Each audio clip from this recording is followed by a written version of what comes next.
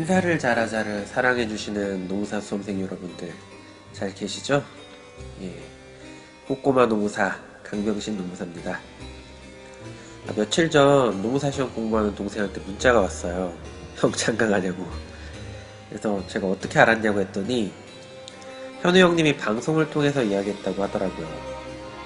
예, 제가 급하게 5월에 결혼을 하게 돼서 결혼을 준비하려다가 보니까 주말에 도저히 시간이 되지 않을 것 같아 이렇게 중도에 그만두게 되었습니다.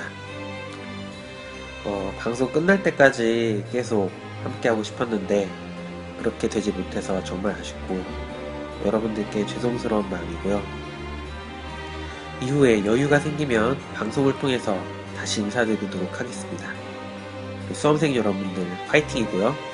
인사를 잘하자. 예, 현우 형님, 노성봉 노무사님, 이혜선 노무사님도 파이팅입니다.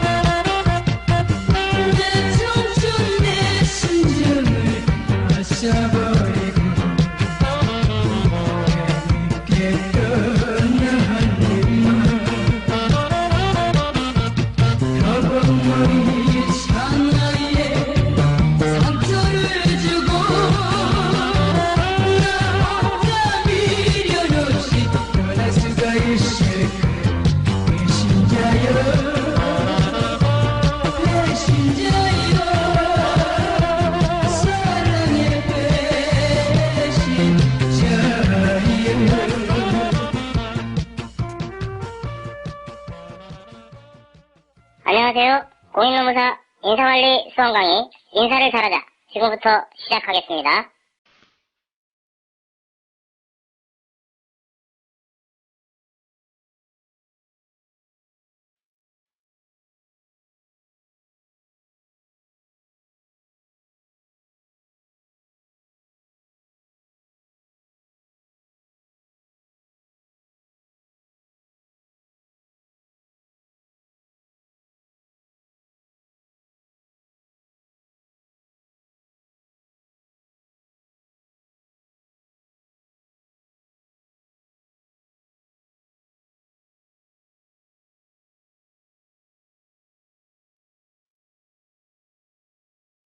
안녕하세요. 정통 인사노무관리. 야야야! 뭐하는 거야 지금? 정통 인사노무관리 수험 강의 인사를 잘하자입니다. 뭐하는 거야 지금?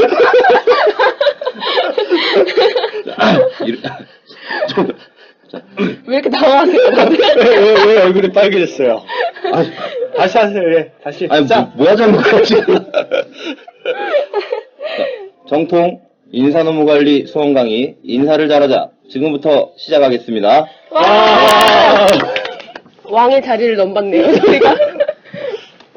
아 이것들이 진짜. 자 자기소개 하시죠. 그런 거? 누구냐? 말해보라! 네 정체가 무엇이냐? 오로지 고득점만 추구하는 가장 수험 적합적인 강의를 하고 있는 영혼이 아름다운 강사 노성봉 노무사입니다. 영혼이 아름답다 그래가지고. 저 아름답지 않습니까? 아름다운 밤입니다. 오늘 네 갑자기 명이 아름다우신 것 같아요. 강의를 밤으로 바꿔가지고 오랜 벽면 수행을 통해 교양과 덕을 갖춘 벽과 대화하는 무생물 친화 강사 하우패스 저평가 무명 강사 이현우입니다. 반갑습니다. 많이 준비하셨네요. 아이 뭐 계속 그 컨셉인데 뭐.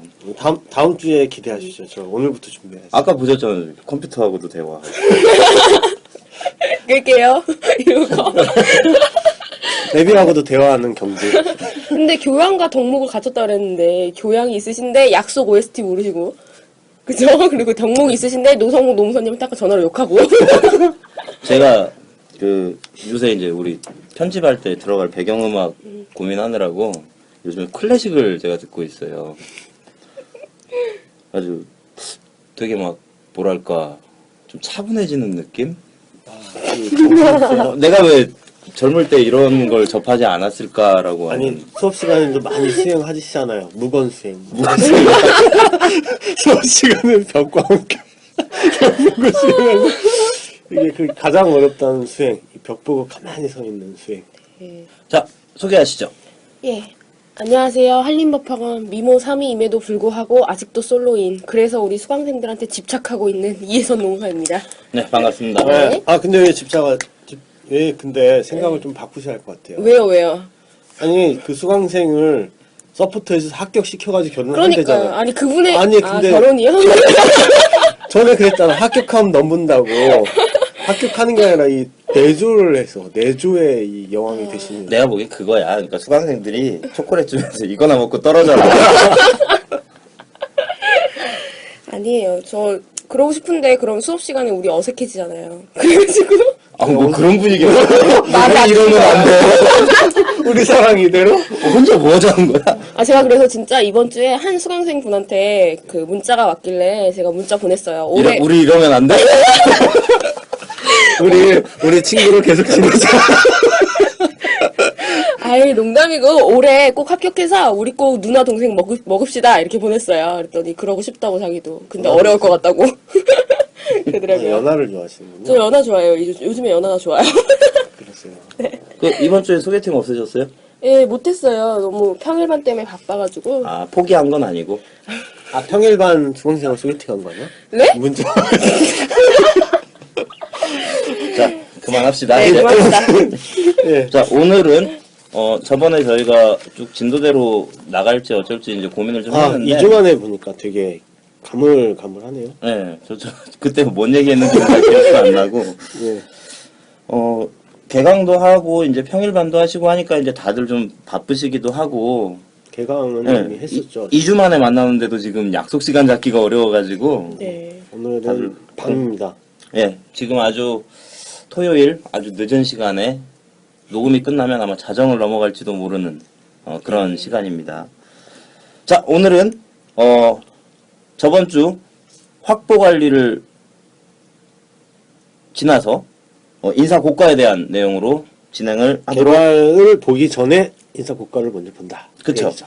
예. 네. 자, 먼저 이제 말씀드리면 인사 고과는 크게 이제 두 가지로 연결이 되죠. 이 인사 고과를 통해서 평가로 넘어갈 수도 있고요. 그리고 인사 고과를 한 걸 가지고 개발로 활용할 수도 있고요. 그래서 인사 고과를 저희가 진행을 한 다음엔 이제 인사 고과로 고과가 부터 평가 아닌가요? 예, 고과가 평가죠. 보상으로 넘어가는 거 아닌가요? 아닌가요? 고과에서 평가로 넘어가신다고 하길래. 아니, 지금 술 드셔서 그래요. 아, 술 지금 드셔서. 저희가 그 음주 방송 중입니다. 저녁을 잘 안 먹어서 당황하신다. 예, 말이 잘려있어요. 우리가 예. 들으실 땐 잘 모른다고 내가 지금 혀가 꼬인 걸 모르시니까 너무 얘기하지 말고 예. 저희가 그 저녁을 못 먹어가지고 통닭을 나눠 먹으면서 맥주를 간단히 좀 했습니다. 그 간단히 한 캔씩 그 시중에서 파는 가장 큰 캔으로 지금 하나씩 예. 지금 가지고 있고요. 자, 인사 고과가 결국에는 개발과 평가로 이어지기 때문에 오늘 인사 관리에 대한 부분을 진행을 하고 그 다음엔 요거와 연결되는 개발, 그 다음에 보상. 개발과 계속 평가. 강사님 맞으세요? 강사님 맞으세요? 오늘 험난할 것 같아요. 오늘. 여러분, 이래도 합격할 수 있습니다. 희망이시네요. 한줄 희망. 아, 또 이렇게 얘기하면, 이현우 원사님. 다시 녹음해, 다시. 위신이 떨어지는데. 야, 임마! 다시 녹음하라, 임마! 자, 다시 말씀드릴게요. 인사 고과가, 헛꿈 누려. 인사 고과가 결국엔 개발과 보상으로 이어지죠. 그래서 오늘 인사 고과를 하고, 다음 시간엔 개발에 대한 부분 진행을 하고요. 그 다음엔 보상에 대한 부분으로 연우 넘어가도록 원사님 하겠습니다. 피곤하세요. 저기 기쁜 소식 있지 않습니까? 있죠. 예. 그래서 빨리 광고하십시오. 이게 지금 이럴 네. 수밖에 없는 이유를 설명해 줘야 이게 오해를 불식시킬 수 있습니다. 제가 3월 말이나 4월 초에 둘째가 태어납니다. 와! 여러분들 3월 말이나 3월 초에 4월 초. 4월 초에 이제 애가 이제 둘이 되니까요. 수강생 여러분들 도와주십시오. 저는 3월 말이나 4월 초에 좀 이 선물이나 아니면 댓글로 하면 안 돼요. 또 이게 네. 마음은 가볍고 두 손은 무겁게 어. 이현우 의사님한테 이 택배로 하우피스로 그냥 보내주셔도 돼요. 하우피스로 이 선물과 응원의 선물 보내주시면 감사할 것 같습니다. 그 저기 3월에 두 분 다 뭐 특별한 날이 있다고 아까 얘기하셨는데 네. 먼저 말씀하시죠. 민망하시겠어요? 먼저 네. 말씀하시지. 3월 14일이 무슨 날이라고 했죠? 화이트데이. 화이트데이지만 이게 네. 이 노성봉 탄신일 봉탄절이라고 아, 예. 예. 예. 죄송해요. 노선노무사님은 예. 아, 저는 24일. 어머, 찜찜이다. 24일. 제 생일입니다. 탄신일. 예. 14일은 무슨 날인지 아세요? 안 들을래. 안 들을래. 이브입니다. 봉탄절 이브. 미치겠다. 자, 그럼 먼저 그 인사고과라고 하는 게 뭔지부터 이제 한번 진행을 좀 해보도록 하죠. 자, 인사고과란 과연 인사고과란 무엇이냐? 기업의 목적 달성과 종업원의 개발을 위해서 종업원을 대상으로 하는 필요한 사항을 체계 있게 평가하는 활동이죠. 결국은 평가죠, 평가. 그쵸. 고과라고도 쓰고요. 그 다음에 다른 교과서는 평가라고도 하고 네. 같은 내용이에요. 헷갈리지 마세요. 이게 고과하고 평가하는 것이 아니에요. 자, 그렇다고 하면 예. 그렇다고 하면 이제 평가되는 내용이 크게 이제 역량이 있고 그 다음에 성과에 대한 부분이 있겠죠. 그러니까 쉽게 보면 역량에 대한 평가는 그걸 통해서 어떤 부분을 더 키워줘야 되느냐라고 하는 부분을 찾아서 이제 개발로 연결이 될 거고요. 성과라고 하는 부분은 얘가 얼마나 일을 잘했느냐에 대한 부분이니까 그거에 대한 그 보상을 해주는 방향으로 이제 연결이 그러니까 될 거고요. 사람을 평가할 때 저는 이제 그렇게 설명을 하죠. 이 사람을 평가할 때 현재 능력이 얼마나 있냐, 그리고 네. 잠재 능력이 얼마나 있냐, 두 가지를 평가하잖아요. 그래서 잠재 능력이라는 측면은 역량이라고 생각하시면 되고 네. 현재 능력은 성과라고 생각하시면 돼요. 네가 지금까지 과거에서 현재까지 얼마만큼의 성과를 냈었냐, 그리고 장래 네가 발전 가능성이 얼마냐, 이 부분이 역량으로 생각하시면 되죠. 그래서 역량평가, 성과평가가 두 개가 이어지고 있죠. 네. 예, 기존의 평가는 이제 그래서 성과평가 위주였었는데 이제 이 인적자원의 개발, 인적 자원으로 생각하기 때문에 역량평가가 중요성이 높아지고 그러한 부분이 평가 관련 좀 트렌드가 될 수가 있겠죠. 네. 예. 인사고과가 말씀하신 것처럼 이제 보상이나 개발 측면에서도 중요하지만 이제 처음부터 인사관리 기능적인 측면에서 어떤 중요한 역할을 하는지 하나씩 자세히 말씀해 주시면 좋을 것 같아요. 자, 그러면 인사고과를 해서 과연 어디다 써먹느냐라는 네. 부분을 말씀을 해달라는 것이죠. 네네. 인사고과는 뭐 전부 다 효과가 있겠죠. 누가? 전부 다. 그게 감사야? 전부 다. 생각해보세요. 전부 다. 아니, 학생들이 선생님 인사고과 어디에 쓰이는지 말씀해주세요. 다 쓰입니다. 전부 씁니다. 명확하네요. 그럼 하나씩 한번 보죠. 예. 네. 자, 아니, 재밌으라고 한 건데. 이미지 관리하신다. 자, 인사고과 결과는 먼저 확보 쪽에도 쓰이죠. 네. 그러니까 네. 수급 계획에도 이제 활용이 돼요. 그러니까 그 채용 평가라든지 아니면 우리가 인사고과에서 나온 결과를 가지고 어떤 사람이 일을 잘하더라라고 하는 걸 가지고서 이제 확보할 때. 확보하면서 이제 그런 부분을 평가해가지고 사람을 뽑는데도 활용이 될 특히 이제 거고요. 이 잠재 능력이라는 것들을 이제 이 평가했을 때 확보할 때 그런 것들을 평가를 해봐야겠죠. 왜 갑자기 또 이. 저만 취한 게 아닌 것 같아요. 네, 그런 것 같아요. 그러니까 인사평가를 통해서 지금 우리가 보유하고 있는 인력의 역량을 평가하고 부족한 역량은 무엇인가를 판단한 뒤에 이제 질적 수요를 예측할 수 있는 방안으로 인사평가 기법이 쓰일 수 있는 거죠. 그쵸. 와, 예, 네. 명쾌하십니다. 유일하게 안 취한 것 같아요. 그래야 좀 술이 세잖아요. 그 다음에 이제 유일하게 실센. 개발적으로 보면 그 개발이 이제 여러 가지가 있잖아요. 그러니까 교육 훈련이나 이제 이런 쪽에서 역량이 부족한 부분이 있다라고 하면 이제 교육 프로그램을 계획을 세워서 할 수도 있고요. 경력 개발 쪽으로도 활용해 볼 수가 있을 거고, 그 다음에 승진이나 배치에서도 이제 이 사람이 가지고 있는 역량을 가지고서 이제 활용해 볼 수도 있을 거고요. 그다음에 이제 보상 측면 생각하시면은 제일 중요한 게 보상이잖아요. 근데 네. 보상의 이 공정성에서 가장 중요한 게 정당한 기준으로 내가 이것을 받고 있는지, 보상의 공정성을 평가할 때 보상이죠. 그러니까 네. 공정한 보상의 전제는 이 정확한 평가를 해야 하잖아요. 그렇기 때문에 네. 보상이면 무조건 그 앞에 평가를 꼭 생각을 하셔야 돼요. 고과가 제대로 됐는지 이런 것들에서 이제 평가 부분이 이 중요하고요. 그리고 그 다음에 이제 뭐 유지적 측면에서도 그 태도 평가 이런 거 하잖아요. 역량 평가 하게 되면 그럼 그 태도 평가에서 종업원들의 사기가 어느 정도 되느냐, 그리고 종업원들이 조직에 대한 어떤 커미트먼트, 그러니까 애사심이 얼마나 되느냐 이런 걸 가지고서 아 회사가 얘네들한테 뭘 더 해줘야겠구나, 이제 이런 것도 좀 판단해 볼 수 있을 거고요. 그다음에 이제 방출 관리 쪽에서 보면은 누구를 먼저 내보낼까? 네. 이 방출 관리 이런 것들이 이제 방출의 결정 기준이 될 수가 있겠죠. 그런 것들을 생각할 수 있고, 그다음에 이제 직무 쪽으로 넘어가서 보면은 직무 관리에서도 직무 설계에서 이 모든 직무의, 그러니까 이 저번에 얘기했죠, 블랙홀이라고 하나요? 그 직무로 가면 다 성과가 떨어져. 그렇게 되는 거는 직무 자체가 문제가 있는 거죠. 사람이 문제가 있는 게 아니라. 그래서 그러한 직무들이 이런 것들 직무 구조를 다시 설계한다거나 직무 재설계나 직무 평가를 할 때 이럴 때도 평가가 활용될 수가 있겠죠. 그렇죠. 사람을 평가했는데 사람에 대한 개선이 아니라 직무 자체가 원인이다라고 밝혀지면 이제 직무를 뜯어고칠 수도 있는 거고요. 그다음에 이제 추가로 조금 하면은 이제 뭐 기업의 가치를 평가할 때도 인적 자원의 평가가 또 중요한 부분이 될 수가 있겠죠. 네, 그렇죠. 그래서 이제 인적 자원을 평가해야 기업의 가치에도 요즘은 반영이 되니까요. 인적 자원. 그렇게 생각하시면 되고요. 그렇게 된 다음에 이제 인사고과의 종류 및 평가 요소로 넘어갈까요? 그죠? 예. 자, 인사고과는 과연 어떤 고과들이 있을까? 한번 보시죠. 크게 보면 이제 역량에 대한 고과, 그리고 업적에 대한 고과, 이렇게 나눠볼 수도 있겠죠. 다른 얘기로 하면 이제 뭐 다른 책에는 뭐 역량평가, 성과평가 뭐 이렇게 나올 텐데요. 각각에 대해서 한번 보도록 하죠.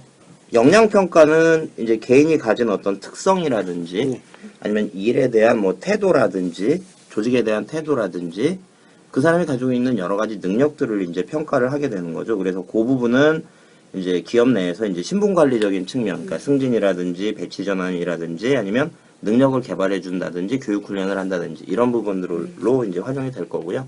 업적 고과 같은 경우는 이 사람이 이제 달성했던 성과에 대한 평가이기 때문에 그거를 가지고 그만큼의 일을 했으면 그에 합당한 보상을 해줘야 되잖아요. 그래서 보상에 대한 부분, 뭐 임금이라든지 아니면은 인센티브라든지 뭐 복리후생을 어떻게 더 해줄까, 이제 그런 혜택을 어떻게 그 성과에 맞춤적으로 더 줄까라고 하는 부분을 고민하는 방향으로 이제 연결이 될 겁니다.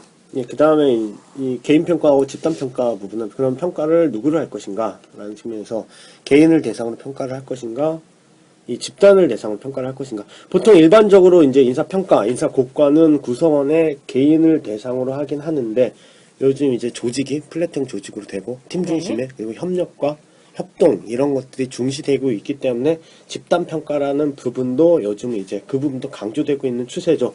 그래서 네. 작년에 왜 노성복 노무사님 그 팀고과 하나 났잖아요. 그래서 제가 작년에 이 팀고과, 그래서 팀고과, 네. 신림동 유일에 찍은 팀고과를 찍은 다른 분도 찍으셨는데?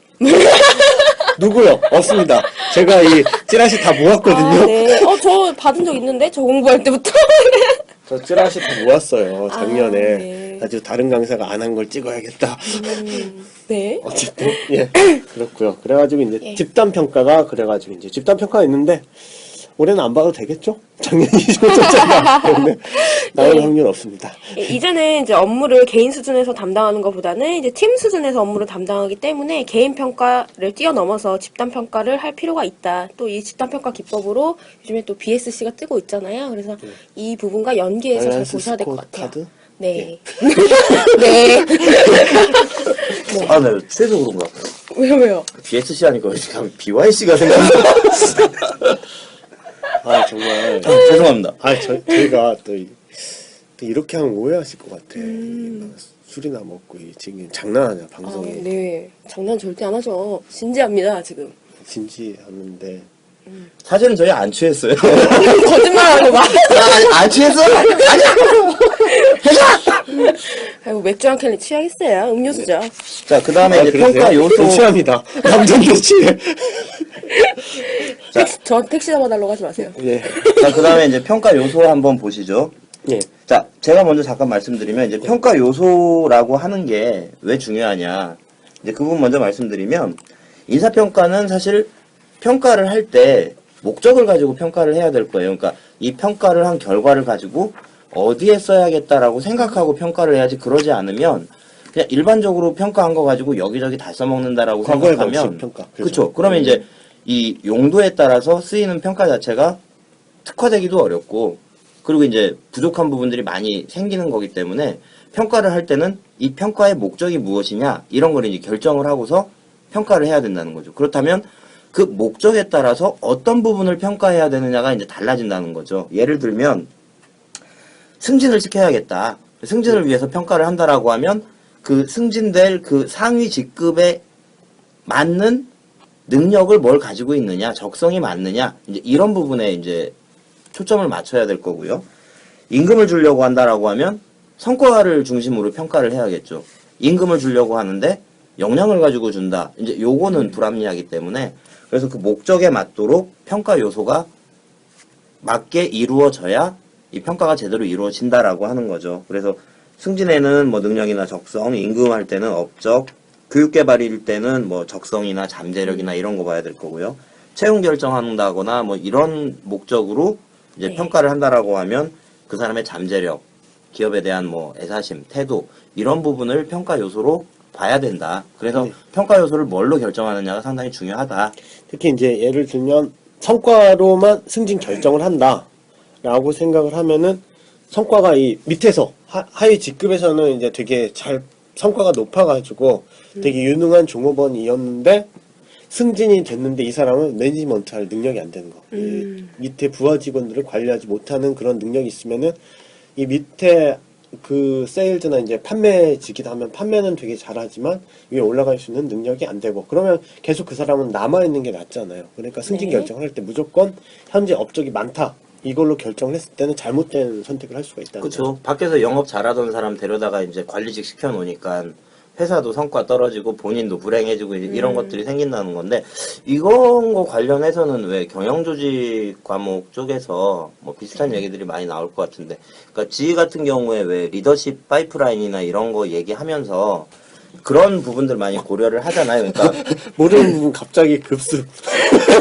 사전에 예고 없는 급습. 아니, 리더십 이루는데 이제 물어보고 싶으신 거죠. 그쵸? 그러니까 제 얘기를 하고 싶은 건데, 네. 예. 그러니까 왜 본인이 그런- 리더십이 높다고요? 아니요, 그 얘기가 아니라, 그, 지휘에서 이제 계획적으로 그 여러 단계별로 그 단계별로 필요한 능력과 태도라든지 이런 것들을 이제 결정을 하고 그 기준으로 이제 본다는 거예요. 그러니까 성과에 대한 부분의 비중이 상당히 낮다는 거죠.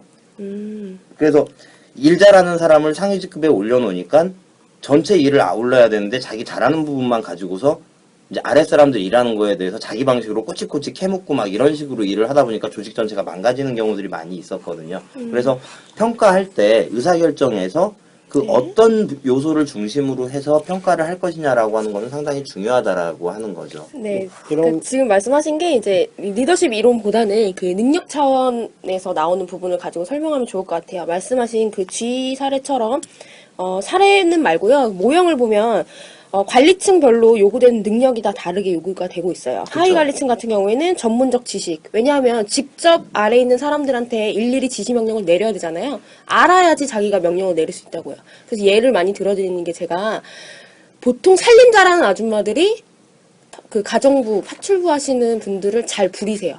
그러니까 자기가 잘 아니까 지시 명령이 명확한 거예요. 남자들은 그쵸? 모르니까.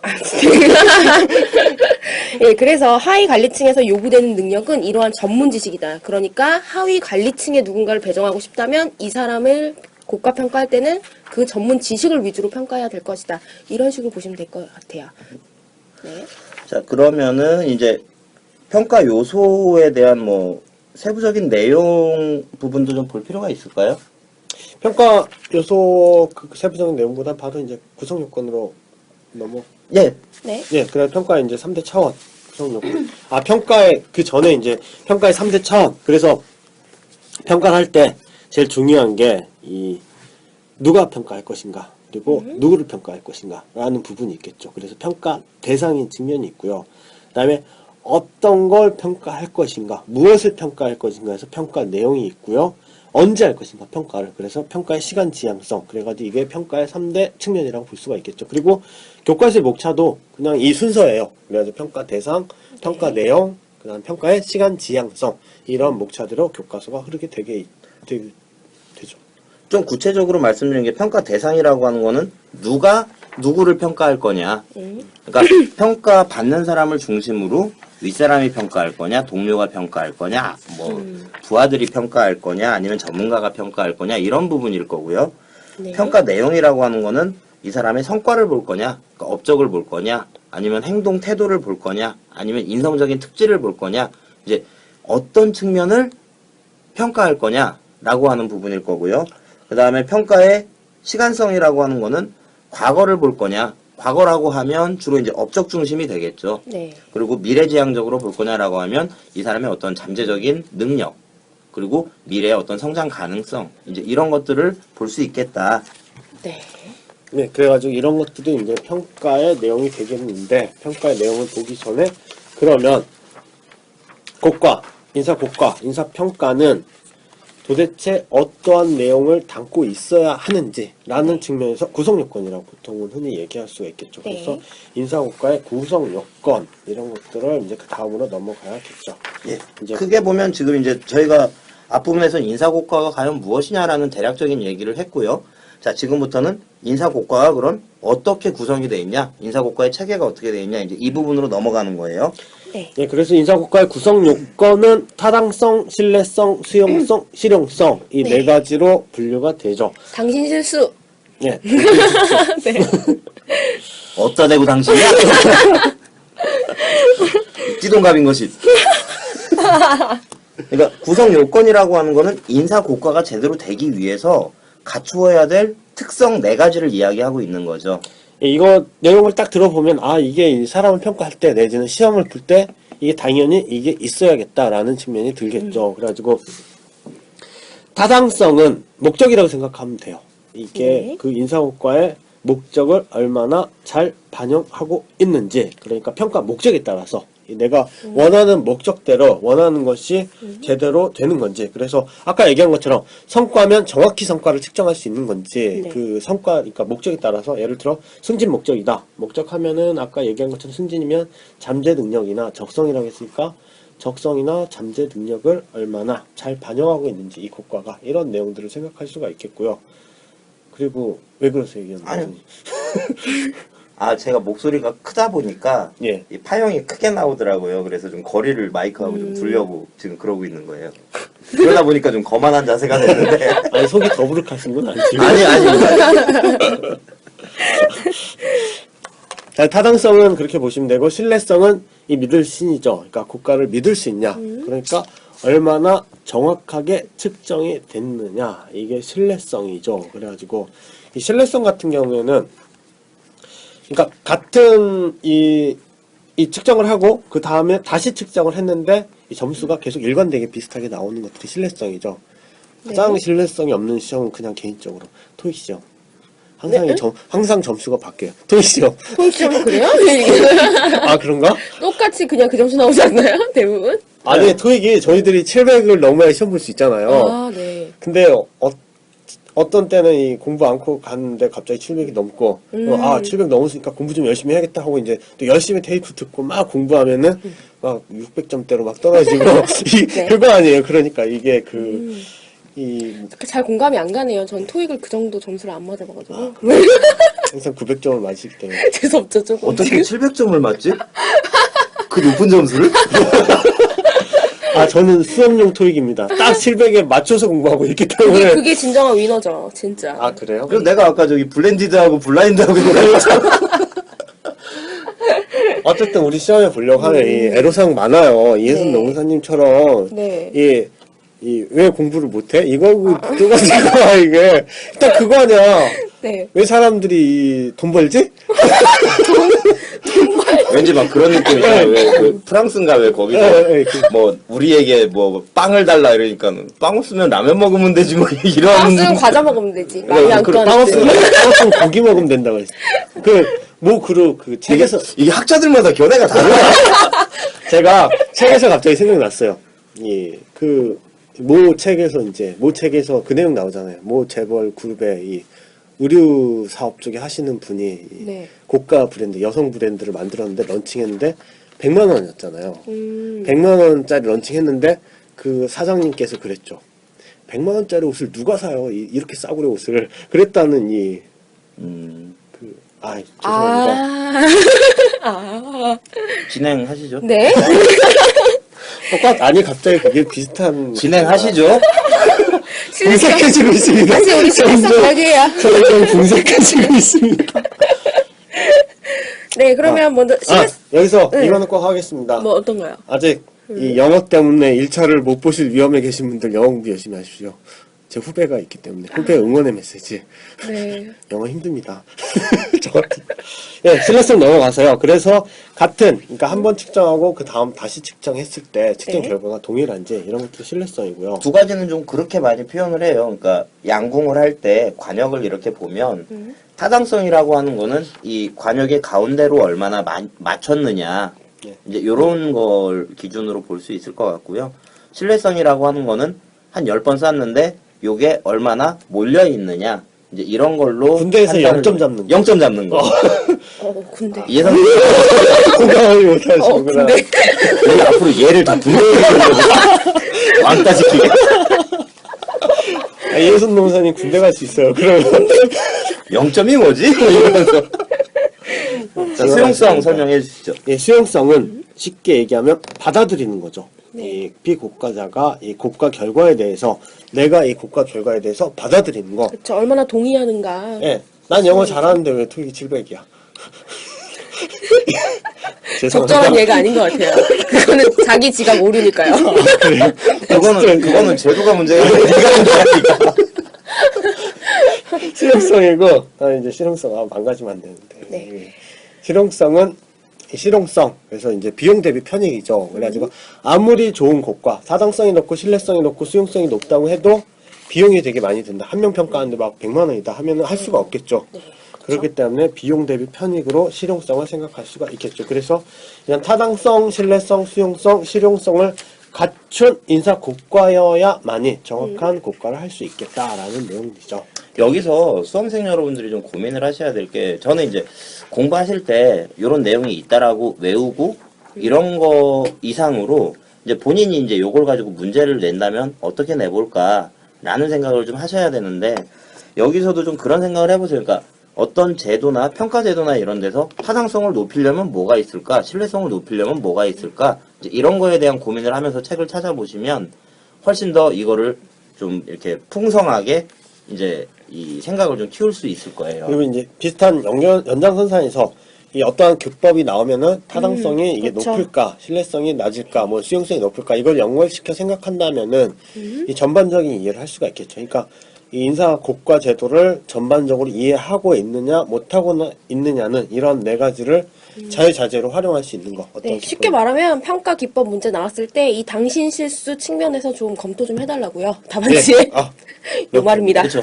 예. 그러니까 네. 어떤 답안을 쓰실 때 계속 체계를 가지고 이걸 그쵸. 접근을 하시는 게 편해요. 그러지 않으면 이제 막 난립이 되거든요. 그러니까 내가 지금 어디를 가고 있는지를 몰라요. 그래서 그런 체계를 잡아놓으시고 틀을 잡아놓으시고 계속 그 틀에 맞춰보시는 연습을 하시는 게 좋습니다. 아주 좋은 말씀. 예, 그 다음에 고과에서 고과를 하다 보면은 노성복 농사 한번 왕따 시켜버릴까? 그럴까요? 아니 노성모 농사님께 불만이 하나 있는 게 우리 수강생들한테 가끔 인사관리 얘기가 나와서 물어보면 다 고개를 숙이고 있어요. 대답을 못 하는 거예요. 다 저기 신상철 농사하고 최진 농사 수업 듣는다니까.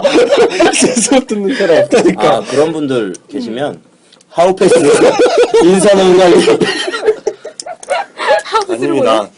죄송합니다. 저의 불찰입니다. 네. 예, 다음부터는 더욱더 매진하겠습니다. 갈고야 하나? 방송을 하면 할수록 우리가 점점 바닥을 향해 가고 있다는 느낌이 막 서로의 드는데. 치부를 드러내고 막. 예, 자, 그 다음에 두 번째. 이런 고가를 하다 보면은 예, 발생하는 실수, 오류들이 발생하게 되죠. 그렇죠. 인사고과의 어떤 목표에 맞게 돼야 되는데 이게 잘 안 되는 것이 인사고과에서 오류가 발생하기 때문인데요. 그 오류들의 이제 종류, 내용 이런 거에 대해서 좀 말씀을 좀 해드리겠습니다. 먼저 경영교직 공부하시는 분들은요, 그 지각 오류 파트하고 이 파트를 같이 연결해서 보시면 될 것 같아요. 내용이 상당 부분 겹치니까 지각 오류는 이렇게 보세요. 뭔가요? 지각했다고? 지각이 안 되는. 결석은 아니고 지각인가? 아니에요. 지각 오류는요, 지각을 잘못하는 거예요. 됐죠? 아니, 그거 동어 반복이잖아. 정의를 내라고 하면은 네. 노동법은 뭐예요? 아, 노동에 관한 법이에요. 이거잖아. 그럼 노동법을 완벽한데 완벽한데도. 완벽한데 되는데? 이거 네. 아니 근데 여기서 그 답안지를 쓸 때요. 갑자기 네. 생각이 났는데 답안지 쓸 때요. 동어 반복하시면 안 돼요. 정의나 개념 잡으실 때요. 네, 알고 있어요. 아니 그거는 이제 근데 왜 저한테 그렇게 말씀하세요? 아니, 저 시험 안 여기- 봐요, 올해. 여기다 대고 얘기하는 거예요. 네. 그래서 이제 동어 반복하시면 개념을 잡으실 때는 이 풀어서 정말 없어 보이죠, 동어 반복하면. 근데 사실 그게 어려운 게 배경 지식이 많고 이러면은 자기가 쓸 단어들을 많이 뽑아내는데 사실은 우리가 인사관리 관련돼서 아니면 다른 전공 하시다가 경영학 이렇게 처음 인사관리 접하신 분들이 쓸 수 있는 단어들이 사실은 몇 개 없어요. 그러니까 어떻게 보면 그 인사관리 같은 경우는 좀 풍성하게 기업에 관련된 서적들을 많이 읽은 것들이 사실은 도움이 되는데 이제 그럴 수가 없다 보니까 뭐 변호는 아닌데 뭐 수험생들이 뭐 동어 반복 하고 있고 싶어서 하는 건 아닐 거잖아요. 그러니까 네. 이제 그 대안으로는 이 요약서보다는 교과서를 많이 읽으면은 그렇죠. 그런 단어들 이런 것들이 좀 익숙해지죠. 네. 그래서 이 항상 교과서 중심의 강의를 하고 있는. 그러니까 교과서 좀 많이 읽으시는 게 많이 도움 될 거예요. 이 깔때기 정리가- 되려고 그랬구나. 네, 지금 그러니까 정리를 해드리면요. 지금 지각 오류가 저한테 뭐냐고 여쭤보셨잖아요. 지각을 잘못하는 거죠, 라고 말하는 것과 밖에 있는 외부 정보를 선택하고 지각하는 과정에서 자신의 주관적인 평가를 개입시켜서 발생하는 왜 저를 그렇게 쳐다보세요? 갑자기 우리가 모르는 말을 하니까 놀라워서. 이렇게 말을 한다면 그런 과정에서 자신의 주관적인 평가를 개입시켜 객관적인 정보의 해석과 선택 그리고 선택 과정이 이루어지지 않는 것이다라고 정의하는 것. 이 두 개의 차이를 보세요. 없어 보이고 있어 보이고. 갑자기 네. 할 말이 없어졌어요. 예. 자, 그러면은 그 오류 각각에 대해서 한번 쭉 보도록 하죠. 네, 그래서 이제 고가 오류 중에는 오류의 내용들을 뭐 분류를 먼저 하고 보는 게 나을까요? 아니면 그냥 근데 이게 오류 자체가 시험에 나오거나 그러진 않을 거예요. 특별히 이게 오류는 중요하지 않거든요. 그래요? 전 인사관리에도 이 문제가 있죠? 함께 연계해서 보세요. 라고 했는데. 근데 이제 그럴 수도 있죠. 뭐 오류는 잠깐 언급해 나타날 주는 수 있는 정도. 오류들이 뭐가 있을지를 한번 언급해봐라라고 이제 나올 수도 있는 사실 좋은 문제는 아니지만 어디서 튀어나올지 모르니까. 네.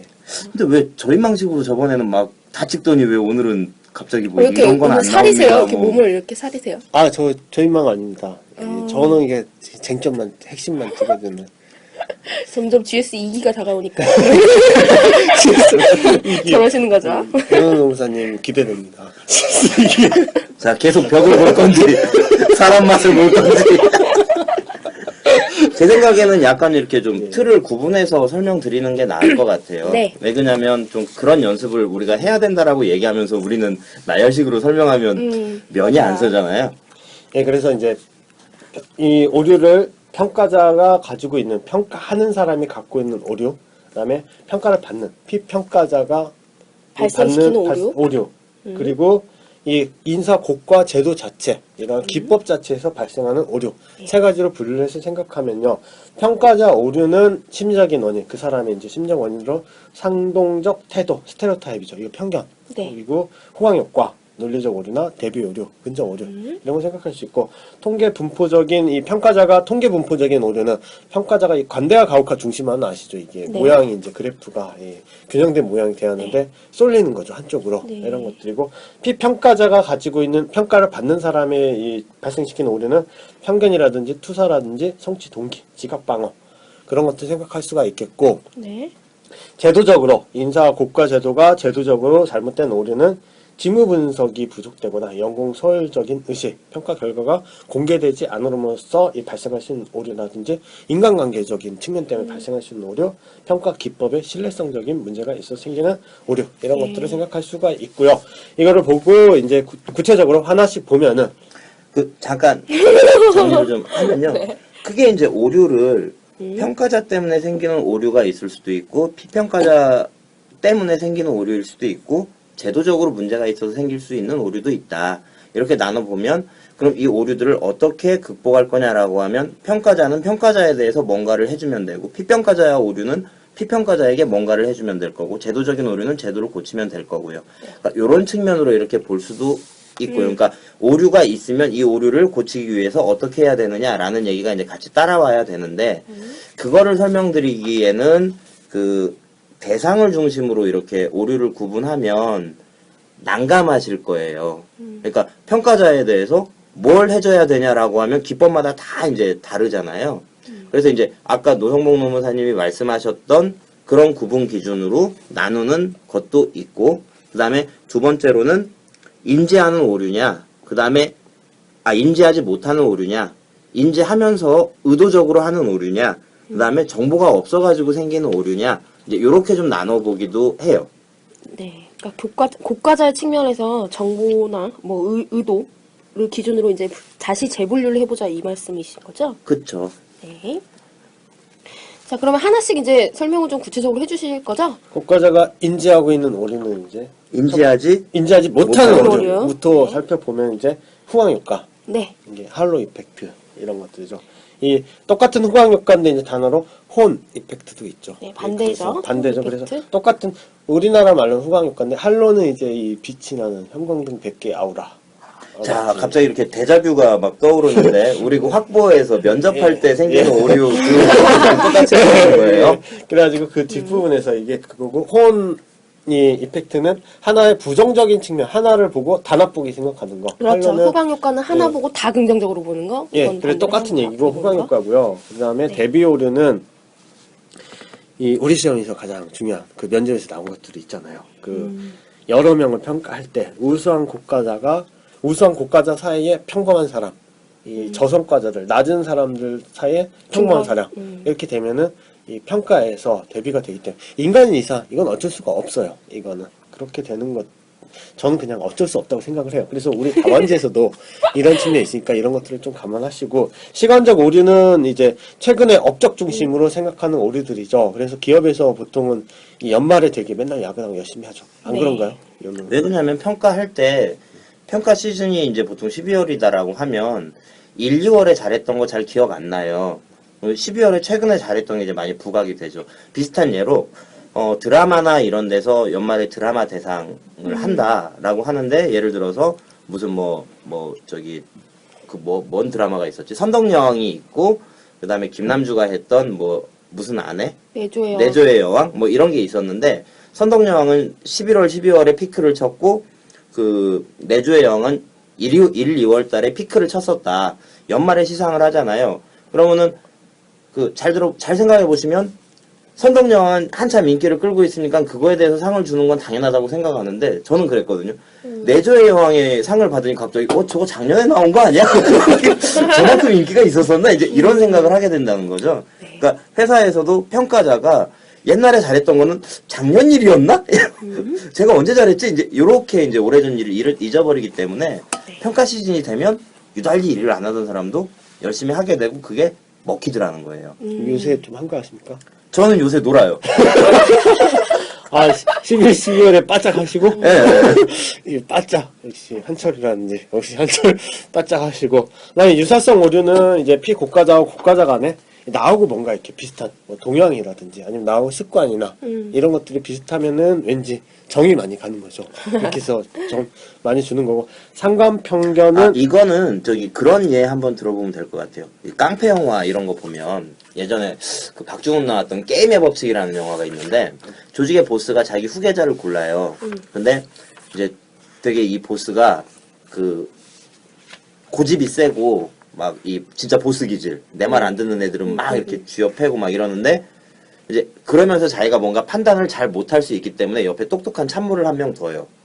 그러고 이제 왼팔은 그런 참모고 오른팔은 자기랑 똑같은 특성을 가진 깡패 같은 놈. 이제 네. 이런 두 명의 참모를 두는데 이제 자기를 보완해 주는 사람은 왼팔이잖아요. 똑똑한 사람. 그래서 그 사람한테 많이 의지를 해요. 근데 실제로 어떤 승진 평가나 이런 걸 할 때는 자기 조직은 자기 형태대로 이끌어갔으면 좋겠다라고 생각하면서 자기를 닮은 이 깡패 같은 놈을 보스로 올리더라는 거죠. 저 드라마에 많이 나오잖아요. 재벌들이 그 기업 물러줄 때 보면 자식들 중에서 나와 제일 닮은 놈은 바로 저 놈이야 하면서 그 사람한테 S그룹? 물려주잖아요. S그룹의 글쎄요. 회장님. 그건 모르겠어요. 그거는 어쩔 그랬어요? 수가 없는 게 내가 만약에 어떤 팀을 이끌어가고 있다라고 하면 내가 이끌어가는 방식과 유사하게 따라오고 이끌어갈 것 같은 사람한테 정이 가는 거예요. 네. 그래서 이제 유사성 오류는 그런 측면에서 이제 나타날 수 있겠다. 그쵸. 마지막 상관평가. 상관평가는 고과자가 고과 항목을 잘 이해하지 못한 거, 이 성실성 책임감이라든지 창의력 기획력 이런 항목들을 성실하게 성실성이 높으면 책임감도 높게 그냥 평가를 하고 창의력이 높으면 기획력도 높다고 평가를 하고 이런 그러니까 것들이 이제 이 상관평가죠. 성실성에 대해서 평가를 해야 되는데 그 의미를 모른다는 거죠. 예, 네. 둘 다 그러니까 창의력, 기획력 특히 이런 것들은 이 서로 다른 내용이지만 왠지 같은 것 같잖아요, 느낌. 그래서 이 정확히 구분을 못하기 때문에 그렇게 한다고 하면 이런 거 같은 경우는 이제 나중에 이제 극복 방안에 이런 것들을 정확히 명확히 기준을 제시해줘야겠죠. 이런 그쵸. 것들을 극복하는 방법. 그다음에 자, 잠깐만요. 예. 그래서 고과자가 인지하지 못하는 오류는 이런 것들이 있는데 이렇게 고과자가 자기가 모르고 이런 오류를 저지르는 것에 대한 그 개선 방안, 알려줘야죠. 그쵸? 네, 예. 알려주세요. 그래서 어떤 이런 고과자가 오류의 알려주는 종류가 거. 뭐가 있고 이거를 어떻게 고쳐야 되는지 이제 요 순서로 쭉 같이 진행을 말씀을 해주시면 정말 좋을 것 같아요. 고과자가 인지 못하는 오류는 극복하기 위해서는 고과자 교육을 해야겠죠. 아까 이제 그 말씀하신 알려줘야 된다. 예.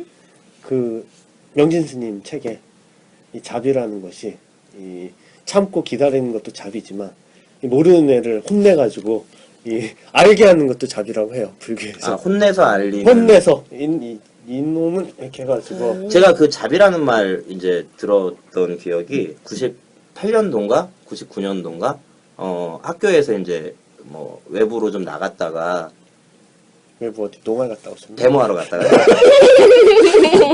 아니 저기 운동하러. 예. 피가 운동하러. 끓으셨구나 그때. 이제 그 돌아오는 길에 엑서사이즈 하셨구나. 지하철역에서 이제 올라오고 있는데 네. 그 지하철역에 그런 거 같아요. 예수를 믿어야 합니다. 뭐 예수를 믿지 않으면 뭐 지옥에 갑니다. 뭐 사탄의 방향에 빠지지 말고 막 이제 이런 분들 계시잖아요. 네. 뭐 옛날에 노성모 그런 줄 노사님 많았어요. 노성모 노사님 교회 다니시니까 어떻게 받아들이실지 모르겠는데 제가 자비를 베풀겠습니다. 따끔하게 건네주세요. 예수를 믿어야 됩니다. 뭐 예. 저기 뭐 예수 천국 불신 지옥 막 이 얘기를 하시고 있는데 그러면서 뭐 나눠주대요. 근데 우리 뒤에 스님이 한 분 오고 계셨어요. 딱 오고 있는데 스님한테 그걸 주면서 그래요. 예수를 믿어야 합니다. 예수를 믿지 않으면 뭐 지옥불에 떨어집니다. 이러니까 이 스님이 그거를 이렇게 탁 쳤어요. 딱 치고 나니까 다시 쫓아가면서 예수를 믿어야 합니다. 그러니까는 이 스님이 너는 스님한테도 예수 믿으라고 하냐? 이 개념 없는 놈아! 이제 이렇게 욕을 하시니까 그 예수 홍보하시던 분이 그러면서 따귀를 때렸어요. 스님이 스님한테? 스님이 그 스님이 예수 추종하시는 분한테 따귀를 때렸어요. 그러면서 이제 그 얘기를 너는 어떻게 스님한테도 예수를 믿으라고 그딴 소리를 해? 그러면서 이제 따귀를 때리니까 이 예수 믿으시는 분이 너희 불교 사람들은 자비를 얘기하면서 어떻게 사람을 이렇게 폭행을 하고 이래? 라고 얘기했을 때 아까 노성국 노사님이 하셨던 똑같은 얘기를 하더라고요. 너 자비가 뭔지 알아? 자비라고 하는 거는 혼낼 놈은 혼내고 죽일 놈은 죽이는 게 자비야. 무섭네요. 예, 명진스님 책에 그게 나와서 요즘 명진스님이 열심히 운동하시는 게 또 그런 자비를 베푸시는 우리도 서로 자비를 베풀어야. 예, 위압적인 태도. 다 자비 때문입니다. 다 여러분을 합격시키기 위해서 예선 노무사님이 인사관리를 막 묻는 것도 그쵸. 다 자비를 베푸는 거예요. 근데 이제 전 알고 있어요. 우리 서로가 스트레스를 받는다는 사실을. 그분들도 받고, 저도 받고. 자, 잠깐 편집점을 좀 찍죠. 네. 여러분은 지금 자비로운 방송 인사를 잘하자를 듣고 계십니다. 자, 그 다음에 이제 의도적인 오류 말씀을 좀 해주시죠. 의도적인 오류는 이제 그 의도하고 있는 이 고과자가 인식하고 있는 오류죠. 그래서 의도적인 오류는 상동적 태도, 특정 그러니까 종교. 의도적인 오류라고는 알고 한다는 거죠. 예. 알고 하는 건데 상동적 태도, 특정 종교, 특정 집단, 특정 단체에 대해서 이제 이 딱 사람이 갖고 있는 이미지가 있잖아요. 특정 그쵸. 단체. 뭐 어버이 연합회 하면은 이 떠오르는 이미지, 아주 좋은 이미지 있잖아요. 그렇죠. 예, 그래서 어디 소속이시냐면 아주 좋은 동네 아저씨야. 그랬는데 어버이 연합회입니다 하면은 그때부터 달라고.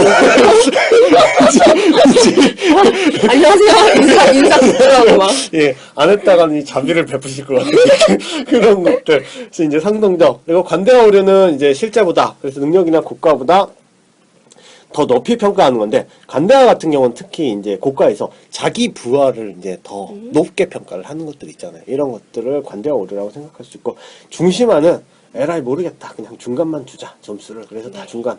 그냥 가혹화는 복수하는 거죠. 복수하는 거 내지는 얘네들을 좀 스파르타식으로 강력하게 키워야겠다. 강하게 키워야겠다. 해서 일부러 되게 짜게 주는 거 내지는 네. 이 360도 다면평가에서 이 상사가 디스를 당했어요. 하면 아 너네들 내가 복수하겠다. 그러니까 이제 의도하는 이것도 오류죠. 그래서 이제 그런 것들. 그다음에 연공 오류 같은 경우에는 이제 학력이나 근속 연수나 연령이 많으면은 왠지 이 나이가 많으신 분들은 유능한 것 같고 지식이 많은 것 같고 그 분야에 대해서 그래서 그런 점에서 느끼고 있는 오류죠. 그 들어보니까 이제 의도적인 오류라고 하는 거는 이 평가하는 사람이 가지고 있는 개인적인 성향 네. 이제 이런 부분에 영향을 좀 많이 받는구나라는 생각이 좀 들어요. 그러니까 그냥 착한 사람은 관대하게 주고 뭐 좀 책임 회피하는 사람은 중간에다 주고 포악한 사람은 뭐 가혹하게 주고 이제 아니면 자기가 가지고 있는 어떤 성향에 따라서 이런 오류들이 좀 나타날 수 있겠다. 그 중에서 이제 간대와 가혹화 중심화 같은 경우에는 그 상대평가를 도입하면은 쿼터를 주면은 이제 그건 어느 정도 해결을 할 수가 있겠죠. 그렇죠. 그런 점이 있고 의도적인 오류니까 의도적 오류는 아까 얘기한 것처럼 자비를 베풀어야죠. 자비를 베풀어서 꾸짖어야죠. 따기를 때려. 너 이렇게 할 거면 하지 마. 이렇게 이제 이런 식으로 해서 이제 고과자 교육이라고 좋게 답안지에 또 그렇게 쓸 수는 없죠. 고과자 교육을 해야 한다라고 쓰시면 되고요. 네.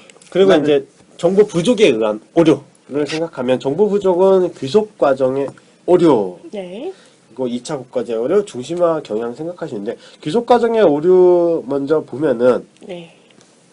이 피고가자의 업적이 낮았을 때 그 원인이 외적 원인임에도 불구하고 내적 귀속이 찾거나 이런 것들 쉽게 말이 어려운데 쉽게 생각하면은 내가 고가 성적이 낮은 이유는 지금 경기가 불경기라 그래. 네. 내가 낮을 수밖에 없어 라고 이렇게 이제 하는 것들. 뭐 예를 들면 이런 거죠. 그 하우패스에서 내가 인사관리 강의하는데 수강생이 안 오는 거는 하우패스 때문이라. 하우패스 때문이다. 하우패스가 홍보를 잘 안 했기 때문이다. 하우패스 원장님. 이 원장님 방송 그러시면 안 듣고 됩니다. 아니 저 때문이라고 생각을 해요. 그게 오류 아닐까?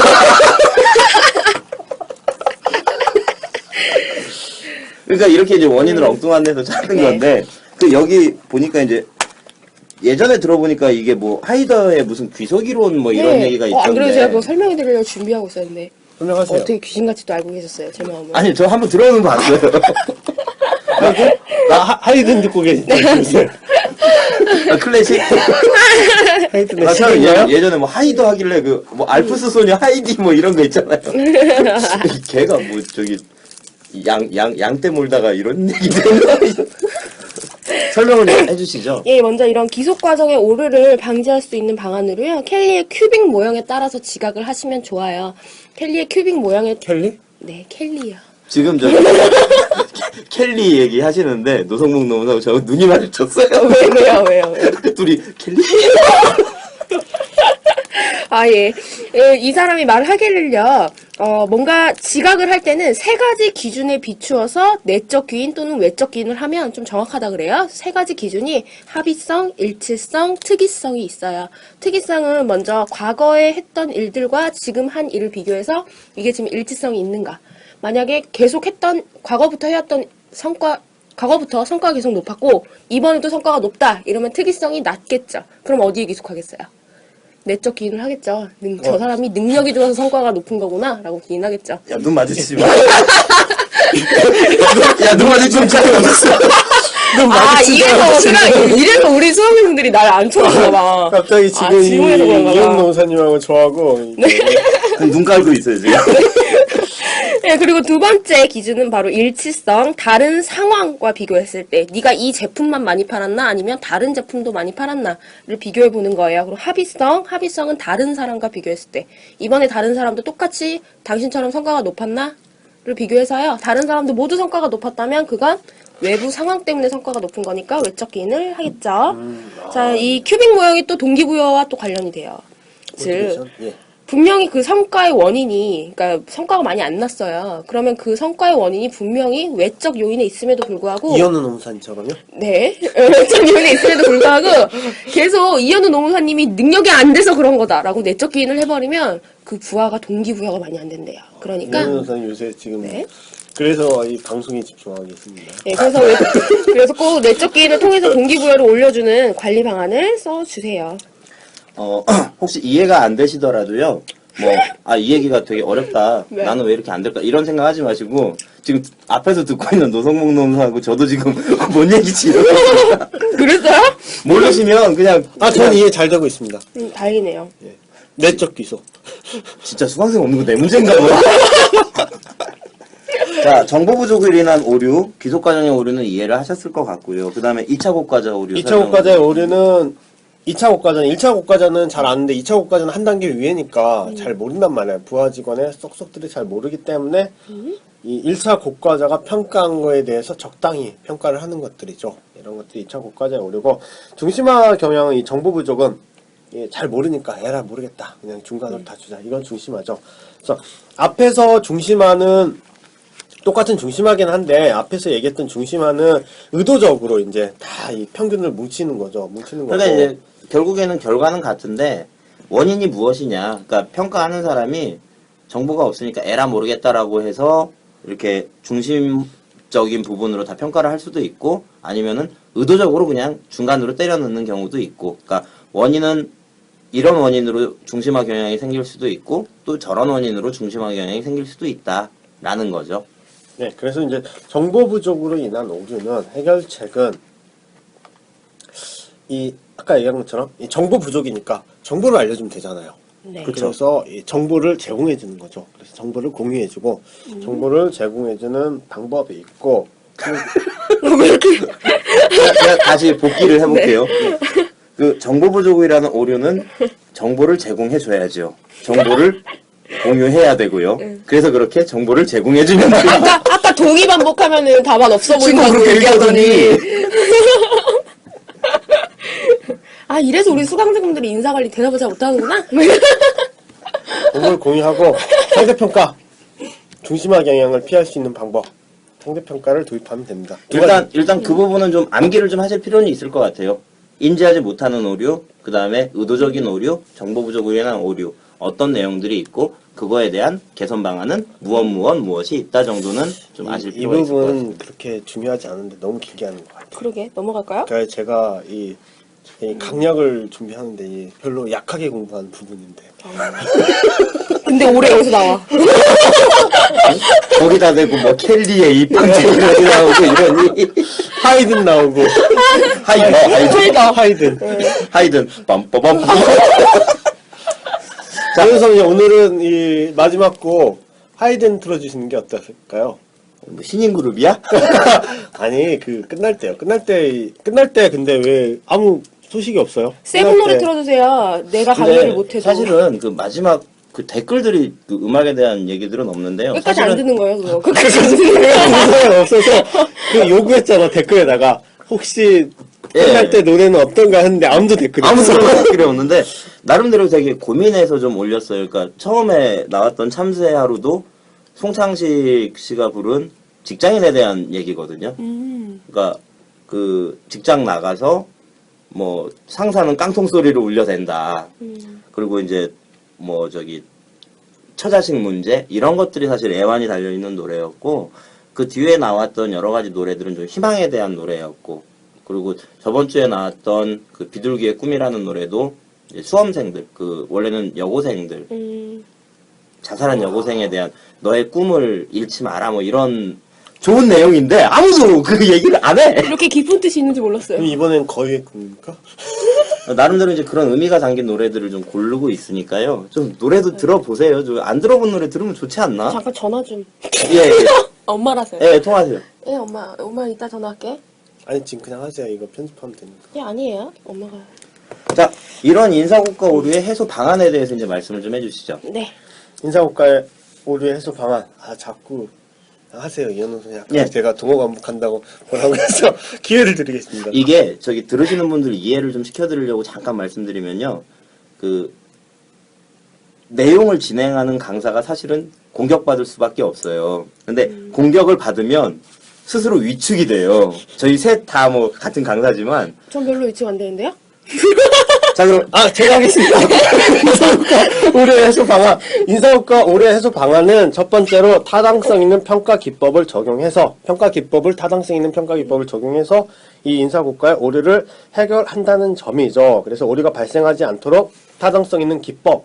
예를 들어서 단순한 이 서열법이나 이런 것보다는 중요사건 기록법, 바스나 보스나 엠비오 이러한 기법들을 적용해서 뭔가 활용하면 이제 좀 된다는 점. 근거가 있어야 되고 이제 좀 체계적이고 이런 기법들을 써라라는 말씀이신 거죠. 예. 그리고 두 번째는 인사고과 인사고과 결정의 평가. 그래서 인사평가가 종료되었을 때 이 고과 결과에 대해서 이 고과 오류가 발생하는지를 점검해보고 오류가 발생했으면 그걸 피드백을 통해서 다시 이 고과에 이제 그런 오류가 발생하지 않도록 이 새로 고과 기법을 개발할 수 있도록 제대로 평가했는지를 점검해봐라. 네, 고과 결과의 고과 결정에 대한 평가고요. 세 번째는 인사고과 결정에 대한 피드백. 이 피드백하는 과정에서 이 인사고과에 대해서 이제 피드백하는 이 과정에서 이 인사고과에 대한 커뮤니케이션을 강화하고 인사고과에 대한 커뮤니케이션을 강화함으로 인해서 이 수용성이 높아지겠죠. 평가가 제대로 됐는지 그런 것들을 생각할 수 있고 네 번째는 인사고과의 평가 능력을 제고하기 위한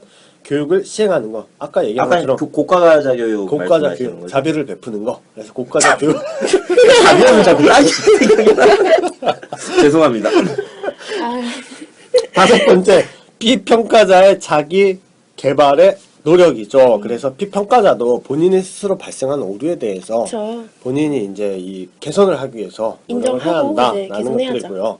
그래서 이제 고과에 대한 구성 요건은 봤고요. 고과에 대해서 이제 체계를 보시면은 누가 할 것인가, 아까 얘기한 것처럼 무엇을 할 것인가, 언제 할 것인가 라는 측면의 세 가지 측면으로 생각하시면 돼요. 그래서 고과자는 이제 보통은 과거의 상사 중심의 평가에서 단면적 평가에서 요즘 이제 유행하는 것들이 360도 다면 평가죠. 근데 360도 다면 평가는 이미 기출이 됐죠.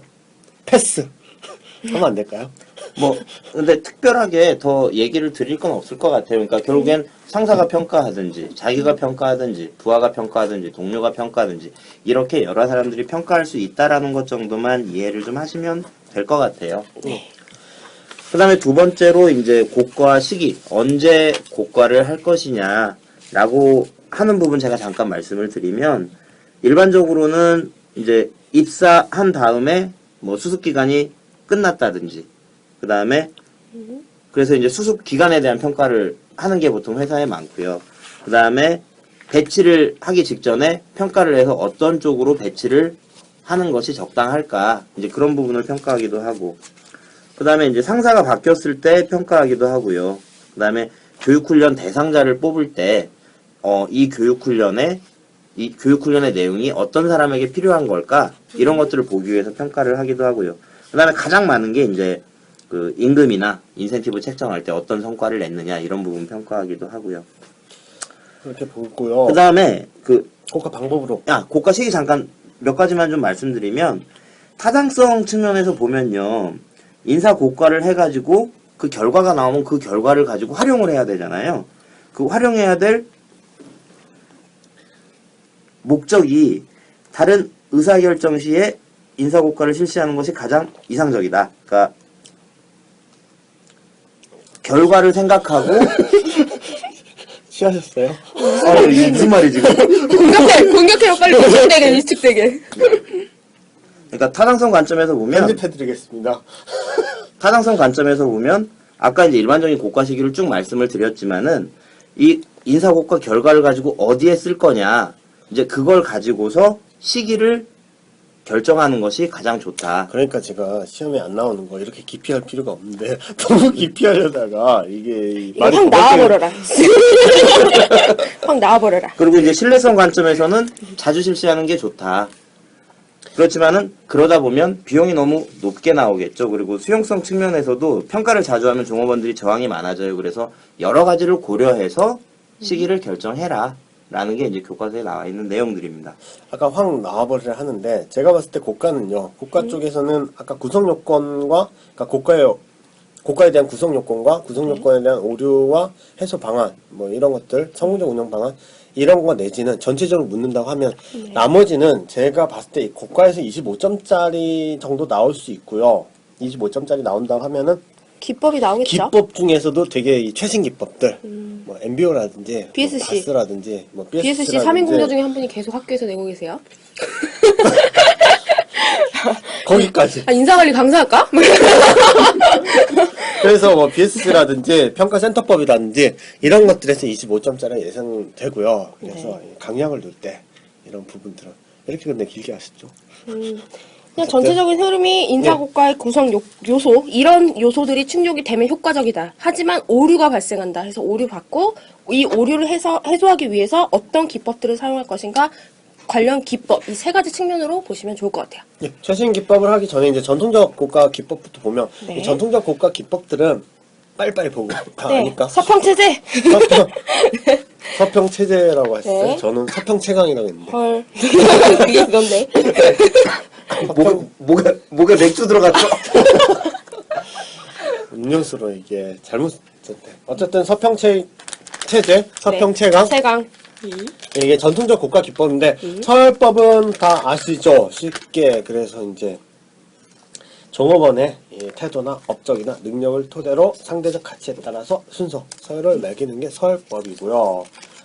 이 장점하고 단점은 보시면은 실시가 간단하죠. 이게 가장 간단하죠. 1등부터 이제 10등까지 뭐 10명이면 순서를 매기니까 비용도 저렴하고 어디까지 들어간 이렇게 거야? 하는데 문제는 서열법에서 문제는 사람이 너무 많으면은 네. 이제 예를 들어 삼성에서 1등부터 꼴등까지 정한다. 10,000명 하면 어떻게 할 거예요? 이런 것들에서 그렇죠. 문제가 생길 수 있고 이런 점에서 이제 단점 이런 것들 그냥 생각하시면 되고요. 그냥 이 서평 체강, 서평 체제는 이게 그냥 생각하면 이게 장점 단점 되니까 그렇게 너무 어렵게 네, 생각할 아까 필요가 말씀드린 없어요. 것처럼 당신 실수 그 네 가지 구성 요소 측면에서 그냥 간단하게 평가해 주시면 될 것 같아요. 네, 평정척도법은 이 평정척도 그 피고가자의 능력이나 개인적 특성을 평가하기 위해 평가 요소를 제시하고 이를 단계별로 차등을 두어 평가하는 건데 말은 어려운데 이 박경규 교수님 책 보면은 쉬워요.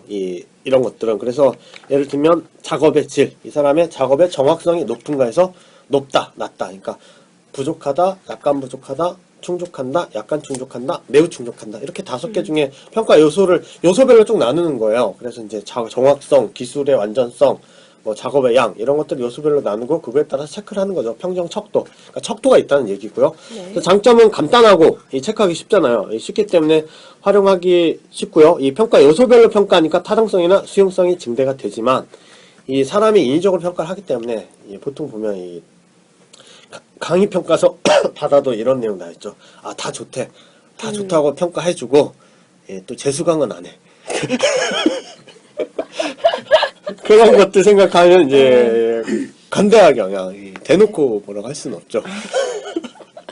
그래서 체크리스트는 체크리스트를 만드는 거죠. 그래서 이제 피국가자 능력이나 성과, 행동 이런 것들에 대해서 이제 문항을 만들어 놓고 이 문항이 해당이 되면 체크하는 거예요. 어떤 문제가 생겼을 때 이러이러한 행동을 한다 라고 써있으면 체크하는 거고, 뭐 예를 들면 아침에 9시 이전에 출근한다 체크하면 체크하는 거고. 그 문항들은 이제 예. 기업에서 요구하는 행동이죠. 표준 행동이라고 말할 수 있겠어요. 그런 행동들을 제시해 놓고 당신은 이것과 비교해서 어떻게 행동을 합니까를 이제 물어보는 거예요. 평가는 네. 그러니까 앞에서 설명한 것처럼 개발하고 보상적인 측면이 있는데, 특히 요즘은 이 평가 기법이요, 과거에는 평가를 통해서 어떻게 자원의 상대적 배분, 보상을 어떻게 나눌까 했었는데, 요즘은 이 개발적인 측면을 많이 강조해서 네. 평가의 내용 안에 종업원이 요구하는 내용들 이런 것들을 적어놓고 네. 이게 평가 요소에 반영이 되고 그게 보상에 연결되면 그렇게 행동을 바꾸겠죠. 그쵸. 그래서 행동에 요구하는 행동 내용 이런 것들 평가 요소에 졸리세요?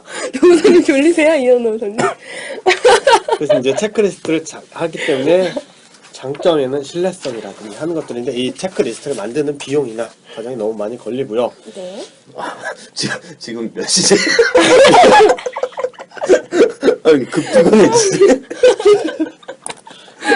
그 다음에 그래도 해야 합니다. 우리는 이 여러분들의 네. 합격을 위해서 최선을 다하고 있는 이미지 관리 너무한다, 요즘에. 왜 이렇게 이미지 관리 하시지, 요즘에? 2기 시작하려고 합니다. 이것은 농사님도 2기 시작되는데 지금 아씨, 이 늦은 시간에 이게 뭐 하는 짓이야, 이거. 관심 없어.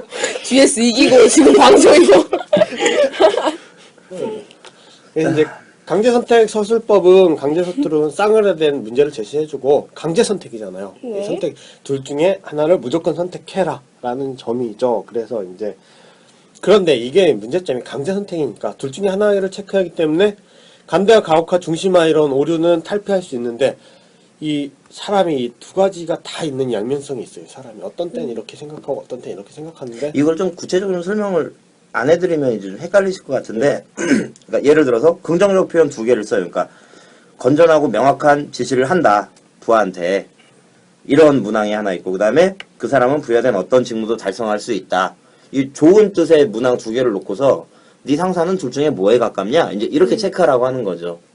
근데 이제 뭐 둘 중에 어떤 걸 하나 체크하겠죠. 하는데 그 사람 자체가 사실은 두 가지 특성을 다 가지고 있는데도 하나만 선택하게 하니까 문제가 생긴다라는 거잖아요. 그리고 이제 그 다음에 강제선택 서술은 끝났죠. 부연 설명 끝나신 건가요? 예, 근데 이제 요거를 만들려면 문항을 되게 진짜 잘 만들어야 돼요.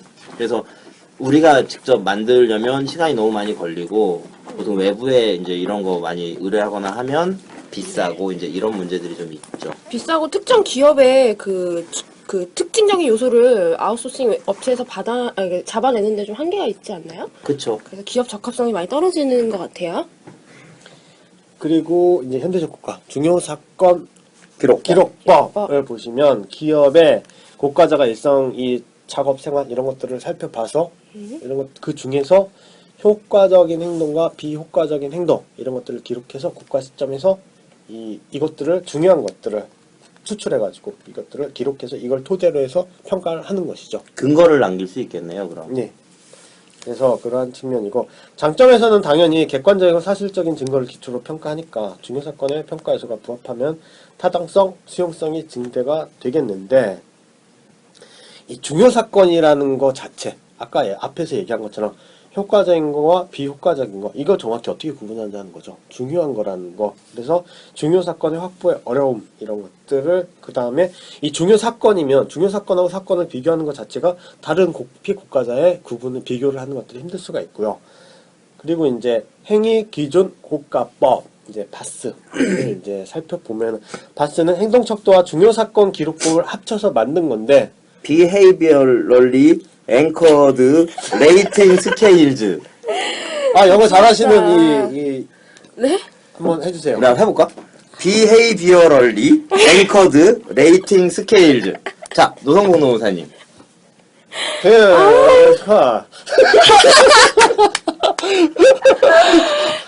이게 맨체스터 방식이야. 자, 우리 중에서 맨체스터 가장 영어. 아니에요. 제가 이게 예. 한번 경험이 있는데, 저희 대학원이 약간 다 영어로 수업을 하잖아요. 그래서 다들 영어를 좀 잘하세요, 학생분들이. 근데 한번 그 한국인 여자 동기분이, 아트리움이라는 건물이 있거든요. 아르리움? 아트리움이라는 건물이 있는데요. 갑자기 저한테요. 혜선아, 우리 에이트림 갈래? 막 이러는 거예요. 근데 그게 너무 별로더라고요. 그래서 저는 그 뒤로 이제 영어 발음은 또박또박 하는 그 아니 행동을 그냥 한번 해주세요. 아, 싫어요. 안 돼요. 우리 중에서 가장 원어민에 가까운 아유, 진짜. 그나마 자 이혜선 노무사님의 하지 발음 마세요, 진짜. 자, 비교를 하기 위해서 우선 예. 비헤이비어럴리 나 안 할 거야. 나 이 앵커드 강의 안 해. 이렇게. 레이팅 스케일즈 Here 앵커레이션 스카우. 저는 저 이 강의 안 합니다. 파업할 거예요. 진짜. 자, 갑자기 생각났어요. 영어 발음 얘기하니까 저기 동남 이게 그 각 지역마다 좀 특성이 있잖아요. 네. 이 동남아 분들은 이게 참 이 커맨드를 꼬맨드 네. 하시더라고요. 그래서 필리핀 분들 그렇지. 꼬맨드가 뭐야 도대체? 꼬맨드 그걸 되게 자주 쓰더라고요. 그래서 꼬맨드 했더니 커맨드 그래가지고 이 CO를 꼬로 많이 네. 하시더라고요. 갑자기 생각이 났습니다. 자 설명해 주시죠. 아니 갑자기 영어 얘기하니까 제가 머리가 엉켰습니다. 저 이 수업 시간에 영어 잘 못 쓰거든요. 이게 제가 영어 울렁증이 있어가지고 난 더 그래.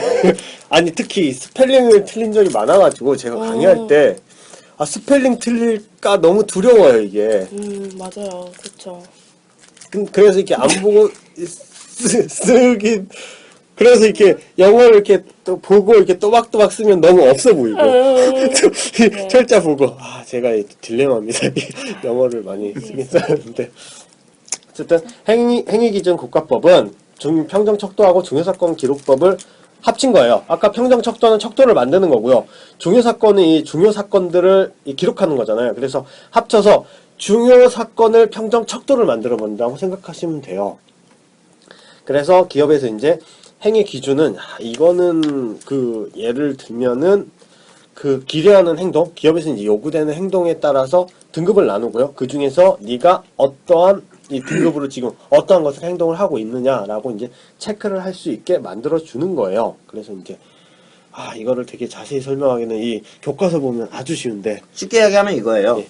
행동을 5가지 정도 행동을 이제 표시를 해놓는 거죠. 그래가지고 뭐 1점부터 5점짜리 행동 이렇게 나와서 뭐 1점은 작업 시간에 담배를 핀다. 뭐 그리고 담배를 피러 너무 자주 나간다. 그리고 2점은 뭐 작업 시간에 뭐 자리는 지키고 있는데 농땡이를 피운다. 3번은 맡은 시간만 딱딱 그냥 그 일만 그런 대로 하더라. 4번은 일을 하면서 뭐 개선을 찾아내고 뭐 이렇게 고민을 하더라. 5번은 맨날 야근한다. 야근도 하면서 막 다른 사람들이 일도 막 도와주고 막 개선점도 찾고 막 그러더라. 이런 식으로 해놓으면 거기 중에서 어디에 해당되느냐 이제 그런 거를 이제 체크를 하도록 하는 거죠. 그래서 갑자기 이혜선 노무사님 아까 영어 얘기했더니 되게 파업하시는 것 같아요. 좀 놀림받아서. 지금 삐졌어요. 머리에 띠를 두르는 거 아니에요? 머리에 띠들르시고 네, 놀림받아서 지금 삐졌어요. 그 다음에 이제 이거랑 비슷한 게 그 행위 관찰 고가법이 있는데 아까 이제 행위 기준 고가법에서는 어떤 행동을 한다라고 하는 부분만 체크를 하는데 행위 관찰 고가법은 바스에서 이제 그쵸. 발전된 거죠. 그쵸. 그 척도를 나눠가지고 그 어떤 특정 행동을 하면 그거에 대한 행동이 어느 정도 하냐. 매우 그렇다. 보통이다. 아니다. 매우 아니다. 이런 식으로 그 행동 자체에 대한 정도를 이제 표시하게끔 만드는 그런 평가법이죠. 네. 그래서 그런 것들을 보시면 되겠고요. 그리고 이제 목표관리법 장점하고 단점도 MBO죠. MBO. MBO 매니지먼트 바이 objective. objective. 나 진짜 이 아저씨들 싫어져. 진짜 싫어. 철없는 아저씨들. 기업에서 최근에 이제 가장 성과평가나 네. 이런 데서 많이 쓰이는 게 이제 바로 제가 MBO 그래서 방식이죠. 수업 시간에 지금 우리 MB 정권이니까 열심히 봐야 한다. 농담처럼 얘기하지만 죄송합니다. 농담이지만 이거는 그래서가 아니라 정말 기업에서 많이 하고 있기 때문에 MBO 되게 많이 그래서 이제 중요하죠. 좀 봐야 해요. MBO는 25점짜리로도 또 준비해야 할 필요성이 네, 준비해야 있고요. 돼요, 이거. MBO는 목표관리법인데 이름에서 딱 일 수 있죠. 목표를 관리하는 거. 그러니까 어떠한 목표를 부하하고 상사하고 목표를 결정하고 이 목표 결정된 대로 이 수행되어가는 과정들, 수행됐는지 안 됐는지 이런 것들을 평가하는 것들을 MBO라고 볼 수가 있겠죠. 네. 실질적으로 이영노 노무사님 MBO 경험을 얘기해 주시면. 쉽게 이게 이제 팀 평가도 마찬가지고 개인 평가도 마찬가지인데요. 좀 약간 좀 길게 말씀을 드리면 팀 평가 자체가 길게 하면 저희 잠깐 쉬어도 됩니까? 예, 쉬고 계세요. 잘하는 말씀은 아니셨어요. 원래 이제 어떤 목표를 설정하거나 이런 부분은 사실은 전략에서부터 출발을 하잖아요. 그래서 전략적으로 우리가 어떤 장기 계획을 세웠다라고 하면 그 장기 계획을 달성하기 위해서 단기에 그걸 풀어나가는 단기의 목표들이 있을 거란 말이에요. 그 단기 목표를 이제 기업 전체적으로 세워놓고, 그러니까 그 목표는 사실 전략에서부터 나오는 거죠. 그리고 단기 목표를 세워놓고 그 단기 목표를 각 조직별로 할당을 해요. 그래서 이제 그 각 조직별로 자기들의 목표가 주어지는 거죠. 그러면 그 목표를 달성하기 위해서 거에 속해 있는 개인들의 목표도 이제 할당이 되는 거죠. 개인마다 아니면은 이제 그 영업직이면 판매량이라든지 이익이라든지, 그 다음에 그게 관리직이면은 이제 그거에 관련된 자기 일의 정도라든지 이런 식으로 목표들이 이제 연초에 주어지는 거죠. 주어지는데 그걸 그냥 이렇게 던지는 게 아니라 개인과 조직이 합의해서, 그러니까 상사가 합의해서 목표를 정하고 그거를 중간중간 체크를 하면서 얼마나 되고 있느냐 이렇게 보면서 뭐 칭찬도 하기도 하고 독려도 하기도 하고 아까처럼 이제 자비를 베풀기도 하고 이제 그렇게 하고 나서 맨 마지막에 가서 네가 우리랑 같이 세웠던 계획 대비 실적이 어느 정도 되느냐, 이제 그걸 가지고 평가하면 수용성도 높아지고 깔끔하다는 거죠. 결과에 대해서 자기도 인정할 수 있고, 이제 그런 식으로 진행되는 평가 방법이라고 보통 그 보험회사라든지 뭐 그런 데서 보통 많이 하죠. 이 세일즈나 이런 데서 특히 MBO 많이 하는 것 같은데, 이제 뭐 주변에 이제 같이 저 공부했던 분 중에 한 분은 학습지 이 수업 이런 것들에서 이제 보통 딱 그거죠. 올해 몇 개 팔래? 몇 개 팔까요? 몇 개 할게요. 그렇게 하면 이제 그 달성했나? 그거 쉽게 얘기하면 그거예요. 그냥 올해 너 몇 개 할래? 그러니까 표준적으로 뭐 자동차를 10대를 팔면은 보통의 일반적인 직원들은 자동차를 10대를 판다. 벤츠 회사에서 뭐 벤츠 자동차를 판다 하면은, 그러면은 너 올해 몇 대 팔래? 사람들 10개 파니까 저 한 11대 팔아볼게요. 그러면 그래? 그럼 11대 한번 우리 목표를 정해놓고 팔자. 이렇게 결정하는 거죠. 그래서 근데 가장 쉽게 이제 이해하시려면 그런 말씀이 이제 가장 정확한 거죠. 정확한 건데 이제 답안에 이제 그렇게 쓰면 안 되니까. 올해 몇 개 팔래?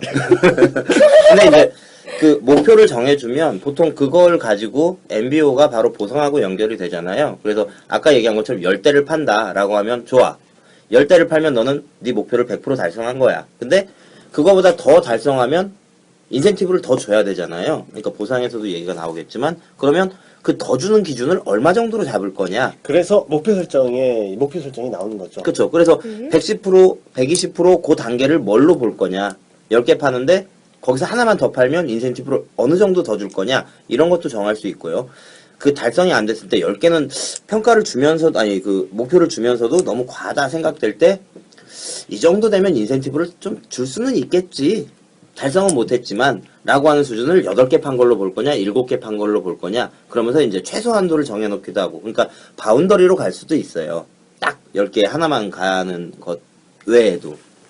예, 그래서 MBO에서 제일 중요한 거는, 그래서 목표 설정이 제일 중요해요. 어느 걸 목표로 결정할 것인가.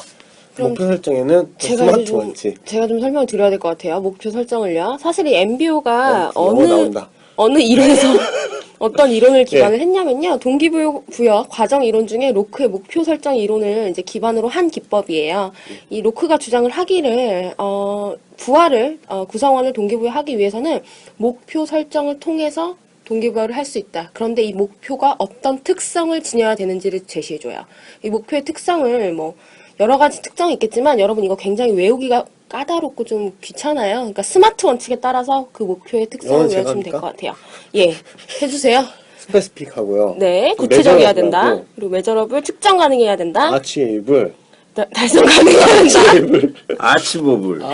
예, 다음에 리저치 오리엔티드. 결과 지향적이어야 된다. 다음에 타임 바운드. 네, 시간 제한적이어야 한다. 그리고 마지막에 피드백을 받아야 한다라는 것도 추가해 주시면 좋을 것 같아요. 스마트 F. 피드백. 스마트 정도? F. 똑똑함의 정도? F. 예. 자, 다음 단계 한번 설명해 주세요. 목표 설정을 하고 그래서 나면. 그러한 목표를 설정했으면 네. 그 목표를 정하고 목표를 달성을 실행하고 목표에 대한 중간에 평가를 하고요. 그래서 네. 아까 얘기한 10대면은 6월쯤에 딱 됐는데 너 몇 대 팔았어 하면은 6대 팔았으면 초과 달성이고 한 3대밖에 못 팔았으면 6개월 동안에 이 나머지 7대를 채워야 할 거 아니냐. 또 이 갈구고 뭐 이런 것들이 이제 과정을 거치고 실무에서 정말 가장 최종 더러운 경우가요. 나온다. 갑자기 울분이 이제 갑자기 나와. 10대를 팔기로 했어요. 네. 그래서 6월까지 보니까 6대를 팔았어요. 그러면 잘한 거잖아요. 그럼 독려해주면 되잖아요. 6개를 팔았네? 목표를 너무 낮게 줬네? 라고 하면서 목표를 12개로 올리는 중간에 목표가 바뀌는 그런 경우들이 있어요. MBO에서 중요한 거는 그 중간에 점검을 하면서 목표 수정이 되면 안 된다. 네. 저는 이게 이걸 이런 강력히 경우가 주장하는- 나오지만 실무적으로는 강력히 주장합니다. 네. 일관성이잖아요. 그러니까 제도의 일관성인데 요거 자체가 중간에 연초에 합의했던 목표가 중간 성과를 보고서 목표가 바뀌는 이런 사태가 벌어지면 안 된다. 이런 점이고 MBO에서는 이제 장점하고 단점을 생각하시면은 장점에서는 그 목표가 평가 내용이 성과에 국한되므로 임금에 대한 의사결정에 타당성이 높고요. 그렇게 하고 눈에 보이는 성과 위주로 평가하기 때문에 이런 것들 인적자원 간의 갑자기 왜 몇인가 보려고. 눈에 보이는 성과를 위주로 평가하므로 교육훈련 필요성 파악에 대한 것을 약간 제외하고는 적성, 잠재 능력, 태도에 대한 결과를 활용할 수 있는 인적자원 관련 기능에 대한 공헌도는 높지 않다. 이거는 단점으로 볼 수가 있겠네요. 이게 이제 성과 평가의 일반적인 한계죠. 예, 그렇게 하고 장점으로 다시는 부하가 참여하니까 주관적 편견을 최소화하고 신뢰성이 매우 높을 수 있다. 네. 그리고 피고가자가 고가에 참여함으로 상사와 협의를 통해 결정하니까 수용성도 높겠죠. 같이 그렇게 세운 되고 목표니까. 네.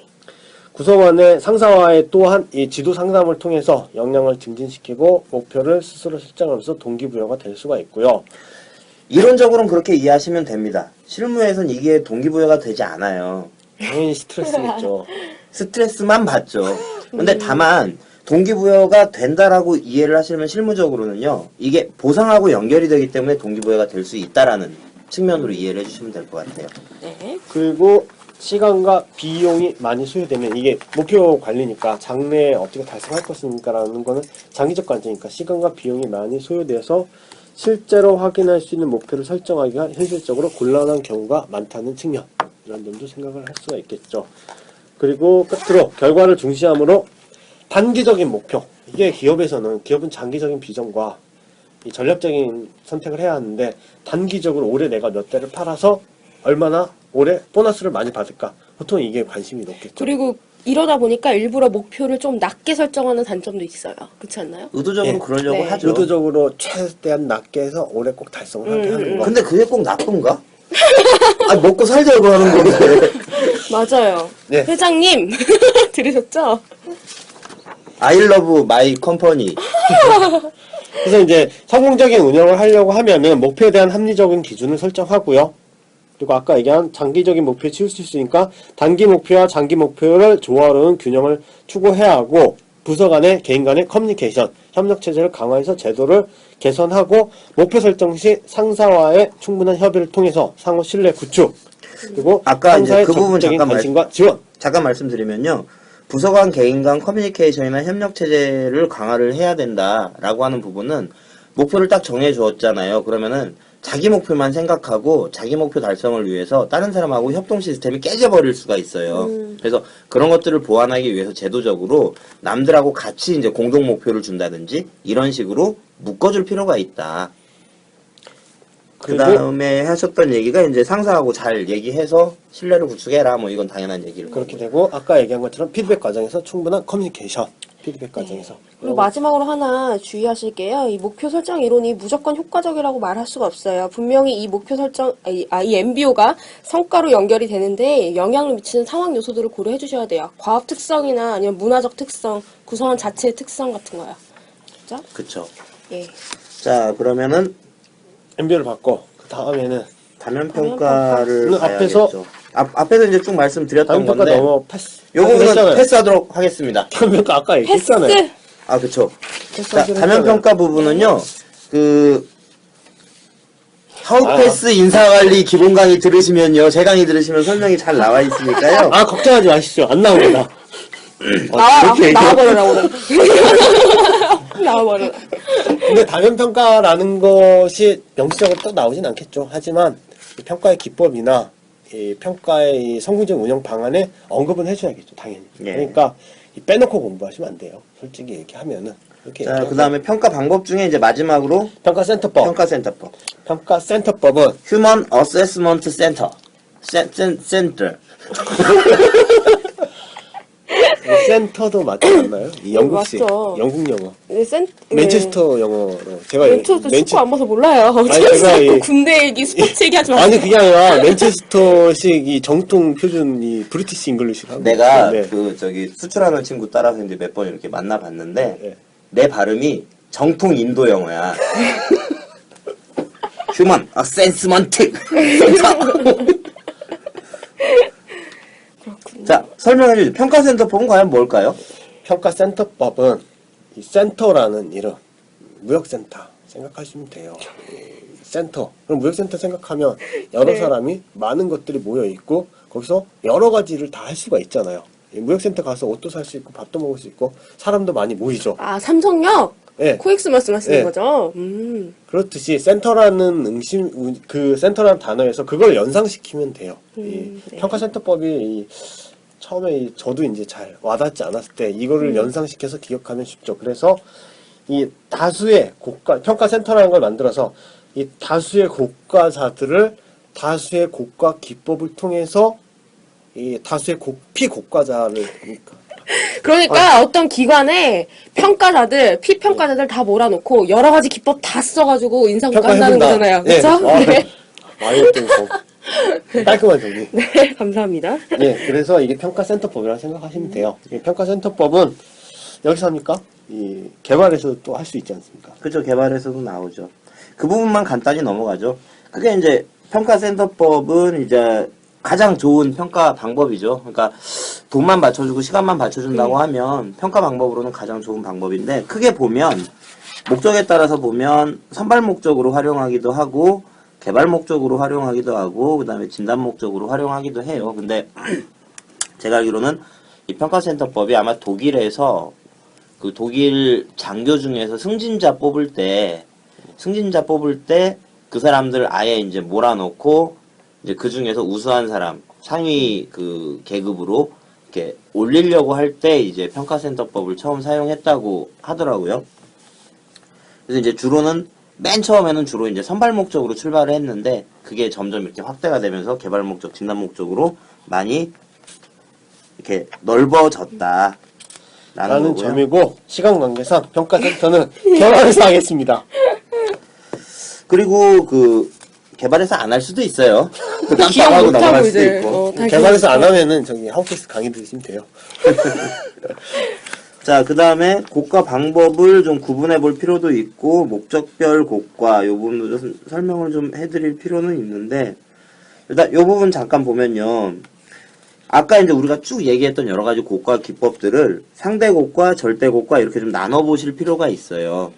그래서 이제 그 각각의 방법들이 상대 평가를 하는 거냐, 절대 평가를 하는 거냐, 요걸 구분해 보면 그걸 가지고 각각의 장단점을 좀 연상을 해볼 수가 있겠죠. 상대평가, 절대평가 같은 경우는 이 최신 이 현대적 국가 기법들도 언급을 할 수가 있으니까요.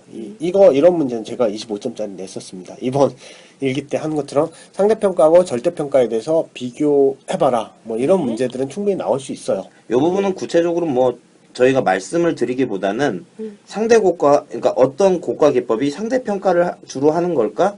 절대 평가를 주로 하는 걸까? 이런 측면을 한번 생각을 해보세요. 예를 들면 뭐 평정척도법이다 이런 거는 상대평가는 아니죠. 그 사람 개인의 평정을 보는 거기 때문에 절대고가다 이렇게 좀 이해를 하시면서 좀 보실 필요가 있고요. 그 다음에 또 한 측면에서 이 고가기법들을 나눠볼 게 요거의 목적이 뭘까 이런 거 한번 생각을 해보실 필요가 있어요. 그러니까 지도를 하기 위해서 하는 고가 방법인 거냐 아니면 이 결과를 알려주면서 동기부여를 시키려고 하는 거냐 아니면 뭐 승진이나 해고나 배치전환이나 이런 데 활용하기 좋은 고가 기법이냐 아니면 뭐 개발에 필요한 어떤 고가 기법이냐 이제 이런 목적이 뭘까라고 하는 부분도 연관시켜서 생각을 해보시면 그 기법에 대한 이해는 좀 충분히 다 하셨다라고 볼 수 있을 것 같습니다. 네. 그 다음에 이제 보시고요. 마지막으로 좀 하나 더 말씀드리면 평가 결과가 나왔다. 그러면 능력평가하고 성과평가하고 두 가지가 이렇게 나올 거잖아요. 그러면 능력평가를 잘 받은 사람, 못 받은 사람이 있을 거고 성과평가를 잘 받은 사람, 못 받은 사람이 있을 거고 그러면 이제 이 네 쌍이 나오잖아요. 성과평가는 좋고 능력평가도 좋은 사람 이런 사람이 베스트일 거고 그러니까 2x2 모델을 생각해 보시면 능력은 좋은데 성과는 안 좋은 사람 이런 사람은 그럼 어떻게 해야 될까? 채찍질을 해야 될까? 이제 이런 부분 그리고 능력도 안 좋고 성과도 떨어진다 이런 사람은 어떻게 해야 될까? 잘라야겠죠. 그 다음에 그 능력은 좋은데 성과는 안 좋은 사람들은 뭔가 동기부여 방법을 찾고 이제 이런 것들을 해야 되잖아요. 그래서 그런 거에 대한 방법들이 뭐가 있을까? 이제 이런 부분도 한번 고민을 좀 해보시면 좋을 것 같습니다. 그 다음 카페에 제가 올려놓은 자료 보면 그 모델 형태로 해서 방법들이 잘 나와 있으니까요. 자료를 또 자료 홍보. 자료 못 갈때 아니 그거 본다고 내가 돈이 나오나 뭐가 나오나? 이렇게 보고 이제 끝으로 효과적인 인사 고가 제도의 구축을 보겠습니다. 이 부분은 음. 잠깐 쉬고 하시죠. 네.